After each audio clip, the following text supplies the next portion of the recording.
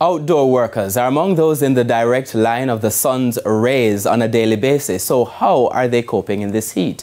Dwayne Anderson has their story in this evening's edition of Heat in Focus. A crew working to install traffic lights in Mandeville, Manchester. Conspicuously placed among their tools are not one or two, but 3 water containers. But that may not even be sufficient hydration for the day. I eat wicked out here. Yeah, man. So that's what they pan out here now. The hard sun out here. Sun well hot. So you have to drink all 8 buckets of water for the day, you know? Yeah, man. Hold it for ice. The workman is convinced this heat is part of a biblical prophecy. Boy, time does change, yeah, man. You have to wonder if God close to come or walk go on, you know? Time, the weather time change up, you know? You know? So Prime Minister, everybody have to look on the weather cast thing or what they can do about it. Over in Clarendon, things are not much cooler. We caught up with 3 tradesmen constructing a perimeter wall.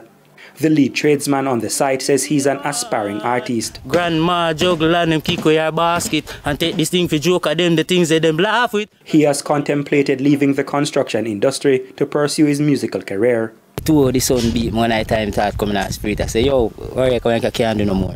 They say give up? Yeah, think about give up. Me I say, nah man, I worst thing that start coming out. Where you come from? Move.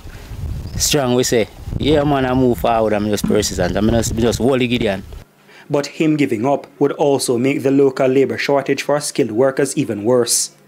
And the tradesman believes this heat will not do the country any favours in attracting more skilled workers for outdoor jobs. Trade needed, you know what I mean? I encourage every man to catch a trade same way because by the end of the time you can't make nothing stop it from getting where you want. Granville Valentine is one of the country's union leaders. He revealed already cases have come from workers experiencing issues with their bosses after taking additional breaks due to the heat. We intervene on those occasions, but the moment we intervene, and of course with plausible argument, then you find that majority of the management immediately recognize that, boy, look, we have to operate different because the paradigm shift has taken place as a result of the heat that comes on upon us. So instead of disagreements between workers and managers, he wants diversity in work hours. We could look at staggered work time. We could look at some night work instead of during the day. We could look at earlier starts. Let's say you normally start at 8. If it is possible at all to accommodate these type of functions during the early morning, you could start at 5, break at 8, you know, or whenever the sun gets very hot, and come back in the afternoon. So as some of you may be able to see, I am outside for this particular link for this story.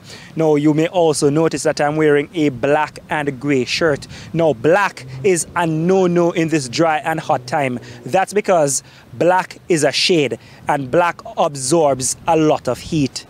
Companies are therefore being encouraged to make investments in comfortable clothing for their staff who work outdoors. Otherwise, production could drop, which will give rise to drop in profits. Now what is clear is that humans need to pivot and adapt to the climbing temperatures. Otherwise, many sectors or indeed persons won't survive. Dwayne Anderson, TVJ News.